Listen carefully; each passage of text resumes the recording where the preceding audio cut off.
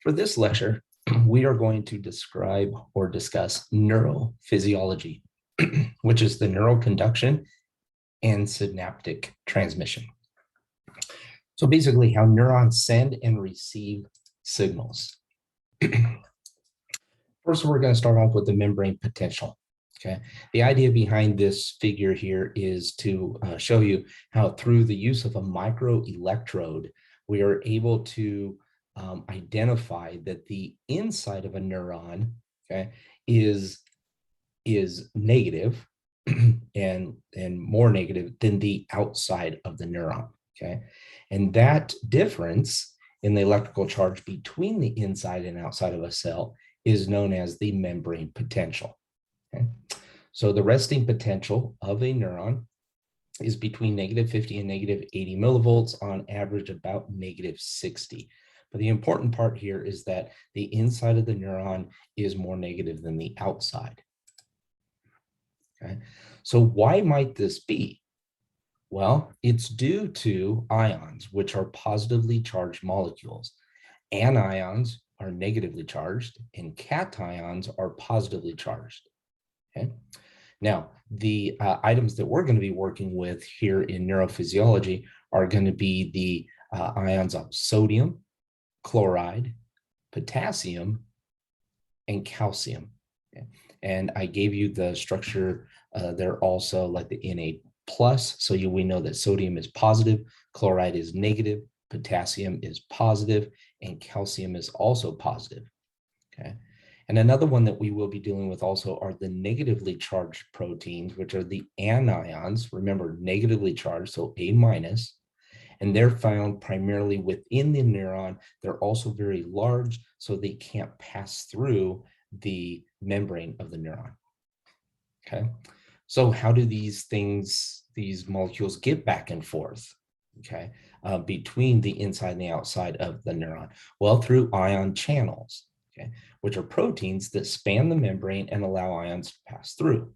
Some channels are gated, which means that they open and close due to electrical signals, and we'll see that in the case of sodium. And some channels stay open, which we'll see in the case of potassium. So the membrane itself for a neuron is known as to be selectively permeable, okay, or what you see here, selective permeability, or some ions can pass freely and then others cannot, maybe because of gradients, maybe because of size. Okay. So here's a graphic that shows you these different ions that we're dealing with here.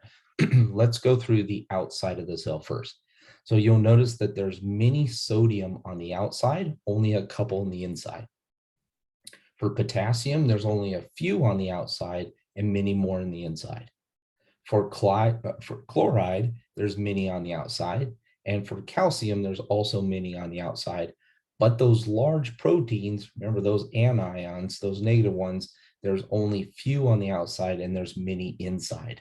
Okay, so if you take the positive and negative, kind of do a summation of those things, you'll notice that the inside is staying more negative than the outside, primarily because of those anions. Okay. Let's look at the inside of the cell. So there's few sodium in the inside, many potassium in the inside, few chloride, and few calcium in the inside, but there are many of those anions, those large negative protein in the inside. Okay, so what governs these ions to stay inside, to go from inside to outside? What are these forces? And we call these forces, one of them called diffusion, okay, which means that particles tend to move down their concentration gradient. You can see that if you pour these particles into water, they will diffuse from a larger concentration to a smaller concentration. Okay? And then the bottom figure shows you that if we were to put, let's say, a screen in that water, okay, you'll notice how the red molecules there, they can't pass through. Okay, so they're too large. So that would like represent those anions that we were talking about. Okay. So what's the end result? Well, sodium is driven in by its concentration gradient, And potassium is driven out by its concentration gradient. Another force that is contributing to the distribution of ions here is electrostatic pressure. So the thing to remember here is that like repels like and opposites attract. So sodium and potassium are both positive, right? So they're both going to be driven into a negative environment by their electrostatic forces. So this graph shows you the issue again, and then we bring up one more component to this distribution of ions. If you look at number one, ions in motion move down their concentration gradients. So sodium will tend to enter and potassium will tend to exit. So we talked about that. For concentration gradient, that's the result. Okay. For the electrostatic pressure, we see that sodium and potassium both want in. They're positive. They want into a negative environment. Okay. Negatives attract, opposites attract. But there is one more. Okay. If those were left alone, concentration gradient and electrostatic pressure, we wouldn't see the inside of a neuron or that resting potential to be negative, okay, without the sodium potassium pump. Okay? And what it does is it pumps 3 sodium ions out for every 2 potassium ions pumped in. Okay, so that's helping things stay there. And then I also added that calcium is at equilibrium so that you can go back through that chart and say, okay, what are all these doing? Calcium is kind of equilibrium. We now know what sodium does, what potassium does, and we know that the anions are staying in place because they're too large. Let's talk about membrane potentials. Okay, these are graded responses. Okay, and there's 2 types. There's hyperpolarization, which is an increase in membrane potential, which means the interior of the cell becomes even more negative and farther from zero. Okay, so if ion channels were to open and we have a lot of negative ions flowing in, we would see this hyperpolarization, okay, which would mean that the neuron is becoming more negative. Depolarization is a decrease in membrane potential. The interior of the cell becomes less negative and closer to zero. So if we see ion channels opening and we have sodium flowing in, that's going to make the inside of the cell less negative, and that would be a depolarization. Okay. So what are the effects of these? Well, you'll see under B, the effects of hyperpolarizing stimuli at 2 recording locations. Okay, so you'll see that the threshold or the resting potential is about minus 60 there. And then you see with these hyperpolarizations, when they come in, you see how it becomes more negative. So it goes from negative 60 to maybe negative 62, 64, negative 70. Okay, you see those little dips in there. That's just showing you that a hyperpolarization will cause the inside of the cell to become even more negative.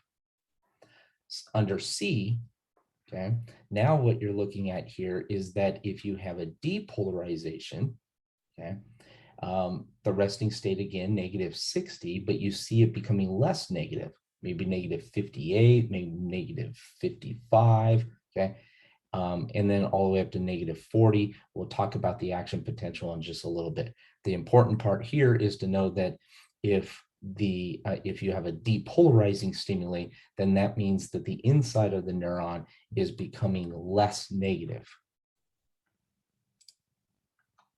Okay, so action potentials. These are brief but large changes in membrane potential that we just discussed that originate in the axon just after the axon hillock.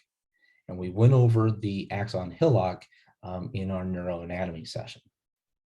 If the stimulus depolarizes the membrane to the threshold about negative 40, it triggers a brief action potential or a spike. Okay? So what are some of the character traits of this spike? Well, it's all or none. The neuron either fires or does not fire. Okay? The size or amplitude of the action potential is independent of the stimulus size. And stimulus strength is determined by number of action potentials produced. Okay? The key here is that, remember in the first bullet, the neuron either fires or it does not fire. It's not like there's a strong firing, a weak firing, okay? So that means that stimulus strength is determined by the number of action potentials, not the strength of the action potentials, because they're all the same. They either fire or don't. Okay. Action potential production. Okay, so here we just discussed the membrane potentials. We just discussed all the ions involved. Now we get to put it into practice. So influx of sodium through voltage gated channels. So if there's a depolarization of a neuron, causes the inside to become less negative, these channels will open. That's what it means by voltage gated channels. They will open. What wants in? Sodium. Sodium wants in due to electrostatic pressure. Sodium wants in due to the concentration gradient. Okay, so now you're going to have that depolarization. If the sodium channels open until the inside potential reaches about positive 40, okay, the sodium channels open until the inside potential, reaches about plus 40, and then voltage gated potassium channels open, bringing the potential back to the resting state. Okay, but remember the influx of the sodium. Okay, if it hits that threshold, if it causes it to go to about negative 40 millivolts, remember resting state is negative 60, then it will trigger this brief action potential. Okay. There's a couple other character traits here before we go on to some figures to look at. Okay. The neuron is unresponsive to stimuli during two phases. There's the absolute refractory phase, in which no action potential can be produced. And there's the relative refractory phase, where only a very strong stimulation can produce an action potential. And then action potentials are actively propagated along the axon. So each adjacent section is depolarized and a new action potential occurs. APs travel only in one direction, and the speed of propagation of APs vary with axon diameter. Okay. So now let's look at some of these figures for you. Okay. You'll notice the resting potential is at negative 60. Okay. The threshold is negative 40. If that threshold is met, then we see that huge influx of sodium, bringing the inside of the neuron all the way up to possibly plus 40 millivolts. Okay. And then we notice the potassium opens up, the sodium channels close, and then that's what brings it back down. And you'll notice also that it actually goes back down below its resting potential. So it actually becomes hyperpolarized for a little bit and then returns to the resting potential because of the ion channels, sodium closing, potassium staying open, and also what we discussed, that sodium potassium pump kicking into gear and to keep it stable. So at the very bottom, you'll notice how the sodium channels are closed until you get to the third one there. Then the sodium channels are opening up.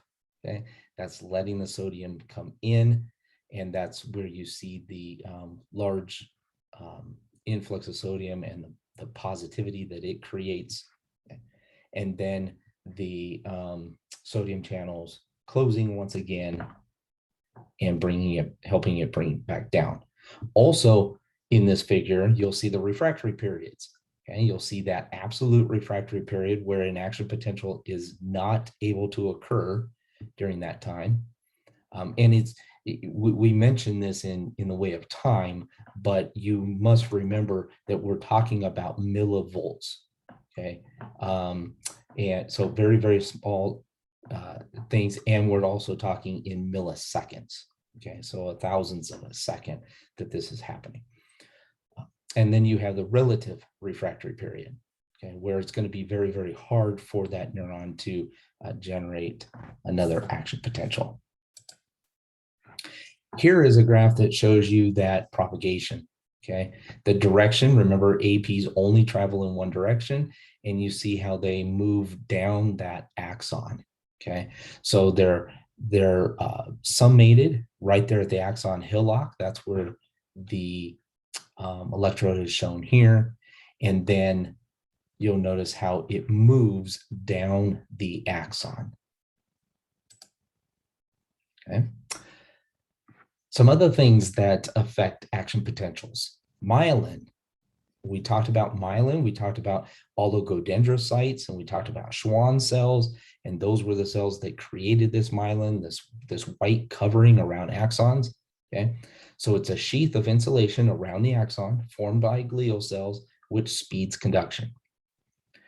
Node of Ranvier or Ranvier, small gap in the insulating myelin sheath. And then you have saltatory conduction, which is the potential traveling inside the axon, jumps from node to node, making it faster. So let's look at this real quick.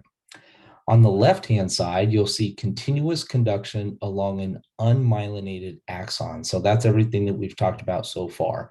In that graph where we saw the axon propagation, we saw it moving further down the axon. This is that example. And you see how the sodium is flowing in. So it's causing that depolarization, depolarization, depolarization. If it hits that -40, then we have an action potential and then another action potential. Okay. On the right-hand side, you have rapid saltatory conduction along a myelinated axon. Okay, so the sodium channels are covered in that myelin aside from at the nodes of Ranvier. Okay, and so that's where the sodium are going to be coming in. So it's almost as if the action potential is jumping from one segment to the next, which makes it a little bit quicker. Okay, now let's talk about postsynaptic potentials. Okay, when an action potential reaches the end of an axon, it causes the release of a neurotransmitter into the synapse. Information moves across the synapse from the axon on the presynaptic cell towards the target neuron, which we call the postsynaptic cell. And remember, the synapse is just an open space between these two cells. Postsynaptic potentials are brief changes in the membrane potential of the postsynaptic cell in response to a neurotransmitter. And we have two types. We have excitatory postsynaptic potentials, which we will call EPSPs. And you have inhibitory postsynaptic potentials, which we'll call IPSPs. Okay. So now that you know some of the language, you know potentials, you know the membrane, you know what depolarization means. Now you can follow along with this concept here. So an EPSP is a small local depolarizing potential in the postsynaptic membrane that pushes the cell closer to the action potential threshold, which we know is -40, increasing the likelihood of the neuron firing an action potential. So for example, an EPSP could be a sodium channel that opens, letting the positive ions into the cell, right? Which would be a depolarization, which would cause the inside to become less negative. If it hits -40, you have an action potential. So these are what we call excitatory postsynaptic potentials, because they have the ability to initiate an action potential. Okay? For an IPSP, it is a hyperpolarizing potential in the postsynaptic membrane that pushes the cell further away from the threshold, decreasing the likelihood of the neuron firing an action potential. So in this case, an IPSP, let's say chloride channels open, letting negative ions into the cell. So now the inside of the cell becomes even more negative, which is a hyperpolarization. Okay, and making it less likely for an action potential. So it is inhibitory. Now, remember, this is a full circle that we're talking about here. Okay, so at the very beginning of this lecture, we talked about hyperpolarization and depolarization. Now you know that what is causing those are EPSPs and IPSPs. Okay. So here it's shown to you graphically, okay? So in the red neuron, okay, you have an action potential being sent down that neuron, and it influences the yellow neuron there, causing a small EPSP or a small depolarization, okay? -60, maybe it went to -50. Probably not enough to cause an action potential, right? But it was still a depolarization. Then the other example is the blue neuron here, that it influences the yellow neuron and causes a hyperpolarization, making the inside even more negative. Okay. So neurons integrate the many inputs into two ways for these postsynaptic potentials. There's spatial summation, which is the summing of all the potentials that reach the axon hillock from locations across the body, cell body. Okay.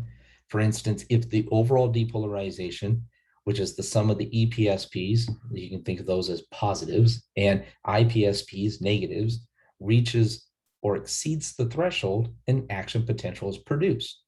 So we have to bring up the summation point here, because it's very, very unlikely that one neuron is going to cause another neuron to fire an action potential. Okay?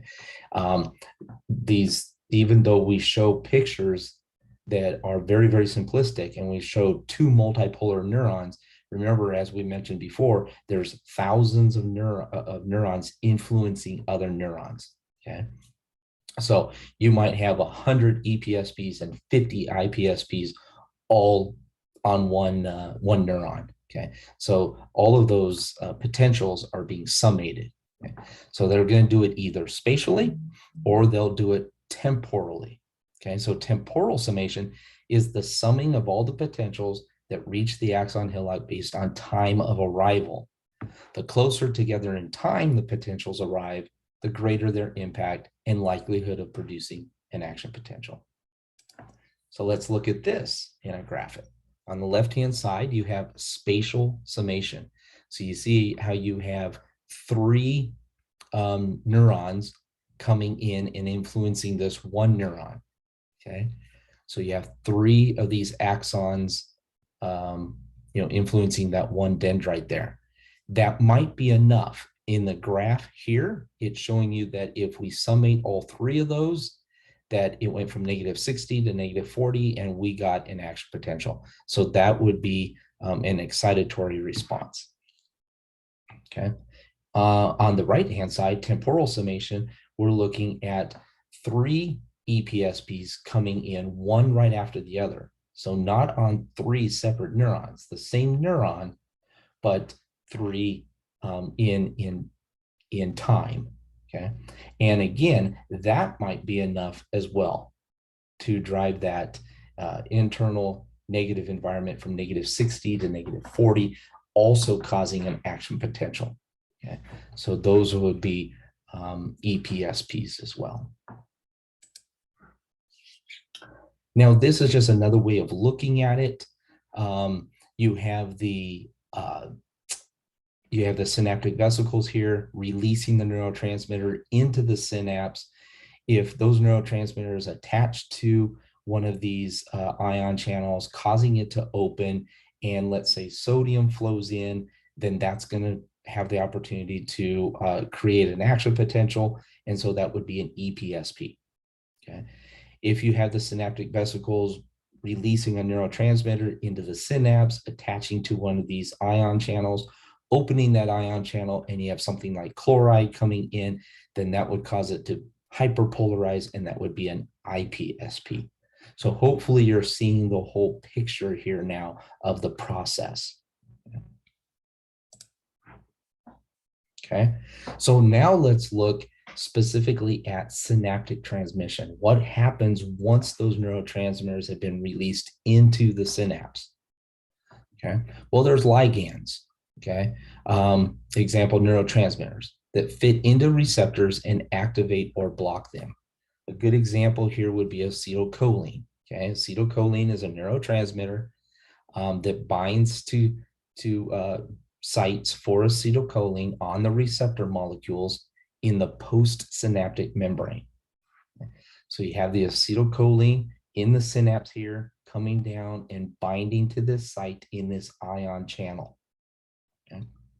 What might happen then? Okay. The postsynaptic receptors determine the action of the transmitter. So acetylcholine can be excitatory by opening sodium and potassium channels, and that's what you see here in the diagram.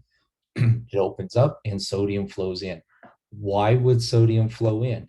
Again, because of the concentration gradient, because of electrostatic pressure. Okay. Or it can be inhibitory, opening chloride channels, and chloride comes in.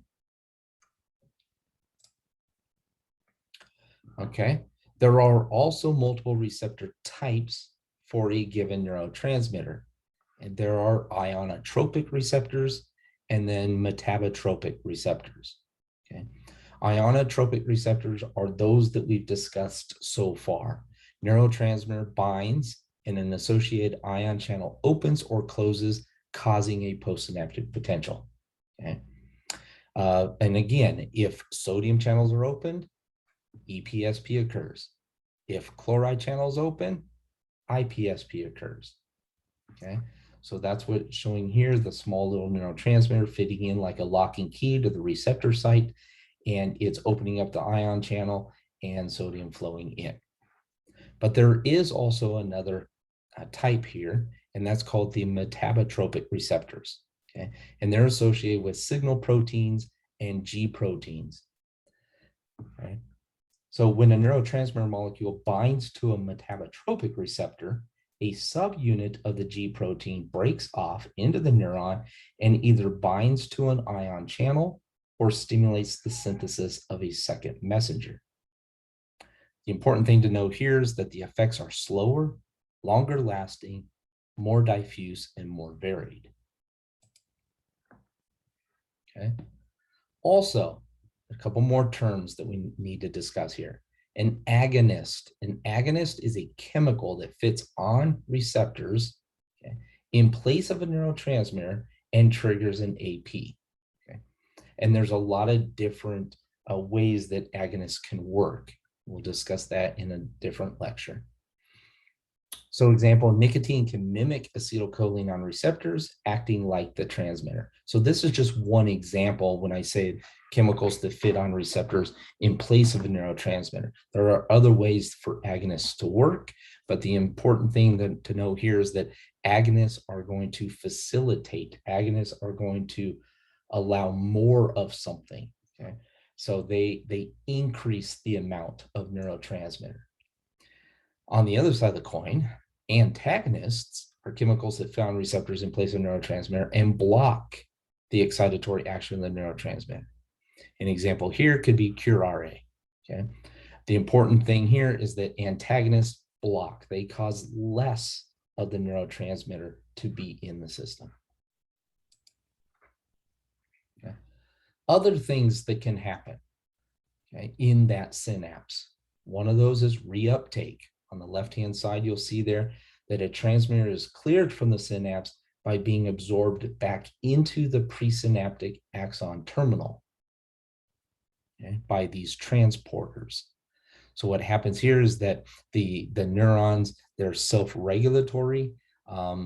They have these receptor sites on the presynaptic, so that if there's a lot of neurotransmitter that's left out in the synapse, it will find its way into that transporter and be reabsorbed. Also, there's enzymatic degradation, which is the rapid breakdown and inactivation of transmitter by an enzyme. An example here would be acetylcholine esterase, okay, which breaks down acetylcholine and then recycles it back. So that neurotransmitter can be released from the synaptic vesicles by the presynaptic neuron into the synapse. It can find a receptor site, open up an ion channel. It can be destroyed by an enzyme, enzymatic degradation, or it can be brought back up into the presynaptic neuron through reuptake. Okay, I wanted to put this in here for you because you will run into, in the readings, the different types of synaptic connections. Okay. Up to this point, pretty much what I have shown you are axodendritic connections. So that would be an axon to a dendrite. But there are also axosomatic, okay, and that's an axon to a soma. There's also axoaxonic, which is an axon to an axon. And there's also dendrodendritic, it's a dendrite to a dendrite.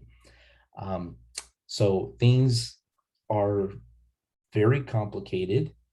And so I've tried to keep it as simple as possible, but just for you to know that there are other types of connections. We really don't talk much about the dendrodendritic, but they do exist. Okay, another issue here is presynaptic facilitation and inhibition. Okay, so look at neuron A and B. Well, guess what? That is an axo-axonic connection, right? So the advantage of presynaptic facilitation and inhibition is that they can selectively influence a single synapse rather than the entire neuron. And also, there's non-directed neurotransmitter release. Up to this point, we've talked about the axon terminal, the synaptic vesicles releasing neurotransmitter into the synapse, okay? And that synapse being a gap, right? But some neurons release neurotransmitter molecules diffusely from varicosities along the axon and its branches. And we discovered not too long ago that there are also junctions that can be between glial cells, between neurons, and between neurons and glial cells where they actually connect. Okay? And we call these connections gap junctions. So many years ago, we always talked about presynaptic and then synapse and then postsynaptic. But now we know that in some cases, the neurons actually do touch and are connected. So I want to end this lecture with a sequence of transmission so that you can try to put it all together in your mind.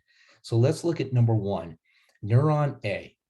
Action potential arrives at the presynaptic axon terminal. In that same neuron A, voltage-gated calcium channels in the terminal membrane open and calcium ions enter. Okay. Also in neuron A, the calcium ions cause synaptic vesicles filled with neurotransmitter to fuse with the presynaptic membrane and rupture, releasing the transmitter into the synaptic cleft or synapse. Okay. Now neuron B, which has the transmitters, which has the receptor molecules, right, to receive these transmitters, cause ion channels to open and leads to an EPSP or an IPSP. On neuron B, EPSPs or IPSPs spread towards the postsynaptic axon hillock. If the threshold is reached, an action potential will occur. In neuron B, synaptic transmission of the neurotransmitters occurs once again, just like we saw in neuron A. And then finally in neuron B, the transmitter from neuron B may be reabsorbed, okay, like that reuptake, broken down by enzymes, okay, or activate a receptor site on neuron C. So hopefully this gives you a very good picture of the process and communication of neurons.